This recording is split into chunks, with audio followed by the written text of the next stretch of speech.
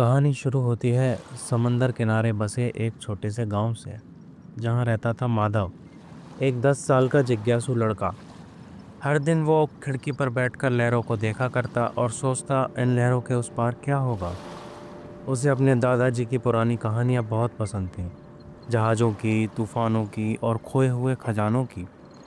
एक दिन दादाजी ने उसे एक पुराना फटा हुआ नक्शा दिया। उस नक्शे पर एक चमकता हुआ निशान बना था, एक रहस्यमयी जगह जिसका नाम था सोते हुए सूरज का द्वीप। दादाजी मुस्कुराए और बोले, कहा जाता है उस द्वीप पर सूरज कभी पूरी तरह नहीं डूबता। माधव की आंखों में चमक आ गई। उसने हंसकर कहा, मैं उस जगह को जरूर ढूंढूंगा दादाजी। दादाजी बोले, पहले समंदर से दोस्ती करना तो सीखो कप्तान। उसने नाव बनाना शुरू किया, तैरना सीखा और हर दिन अपने सपने के और करीब पहुंचने लगा। कई रातों तक उसने आसमान को देखा और मन में कहा, एक दिन मैं जरूर जादुई द्वीप तक पहुंचूंगा। और फिर वो रात आई। समंदर शांत था, हवा मधुर थी, पर अचानक आसमान काला हो गया। बिजली कड़की, रोशनी फिसलने लगी और उसकी नाव डूबकर बिखर गई। सब कुछ अंधेरे में हो गया। जब उसने आंखें खोली तो खुद को एक अनजान हरे भरे द्वीप पर पाया। चारों ओर पेड़ों से नीली रोशनी झर रही थी और हवा में जादू की खुशबू थी। उसने धीरे से कहा, कहीं मैं वही जगह तो नहीं पहुंच गया। तभी पीछे से आवाज आई, स्वागत है छोटे नाविक। माधव ने पलटकर देखा, एक बोलने वाला तोता। तोते ने कहा, तुम वही हो ना जो सोते हुए सूरज का दीप ढूंढने आए हो। माधव ने सिर हिलाया। तोते ने बताया, यह जगह कभी रोशनी से भरी थी पर अब अंधेरे में डूब रही है, क्योंकि सूरज का क्रिस्टल ऑफ लाइट गायब हो गया है। माधव ने पूछा, कौन ले गया उसे? तोता बोला, आग का दानव जो गुफा के अंदर सो रहा है। माधव मुस्कुराया और बोला, अगर डर रास्ते में है तो सफर वहीं से शुरू होता है।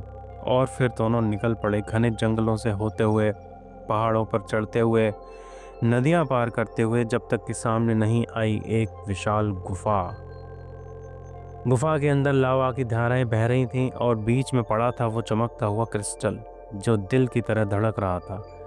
जैसे ही माधव ने उसे उठाया, धरती कांप उठी और सामने प्रकट हुआ आग का दानव। वो गरजा, कौन है जो मेरी नींद तोड़ने आया है? तोता डरकर पीछे हट गया, लेकिन माधव ने एक कदम आगे बढ़ाकर कहा, मैं इसे चुराने नहीं, लौटाने आया हूँ। ये रोशनी सिर्फ तुम्हारी नहीं है, सबकी है। दानव कुछ पल चुप रहा, फिर बोला, अगर सच में तुम्हारे दिल में रोशनी है तो इसे अपने दिल से छूकर दिखाओ।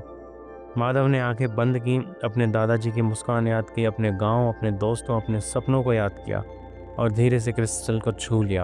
अचानक वो तेजी से चमकने लगा, इतना कि पूरी गुफा उजाले से भर गई। दानव की आवाज़ शांत हो गई और वो धुएं में बदलकर गायब हो गया।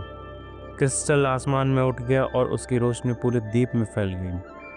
फूल खिल उठे, हवा में खुशबू छा गई और समंदर सुनहरी रोशनी में नहा गया। तोता बोला, तुमने कर दिखाया छोटे नाविक। माधव मुस्कुराया और बोला, नहीं, हमने किया, साथ मिलकर। धीरे धीरे सब कुछ सामान्य हुआ। माधव ने अपनी छोटी नाव में वापसी की राह ली। समंदर अब डरावना नहीं था, वो एक दोस्त जैसा लग रहा था। जब वो अपने गांव पहुंचा तो उसके दादाजी सो रहे थे। वो उठे और दादाजी ने देखा माधव को और मुस्कुराते हुए कहा, तो कप्तान, क्या सूरज अब भी सोता है? माधव हंसकर बोला, नहीं दादाजी, अब वो नहीं सोता, अब वो हमेशा चमकता रहता है। और इसी के साथ पूरी हुई माधव की एक जादुई द्वीप की यात्रा। साथियों, अगर आपको ये कहानी पसंद आई है तो आप हम हमारे चैनल को शेयर करिए, सब्सक्राइब करिए, लाइक करिए और इस वीडियो को अपने फैमिली और फ्रेंड्स के साथ साझा करिए।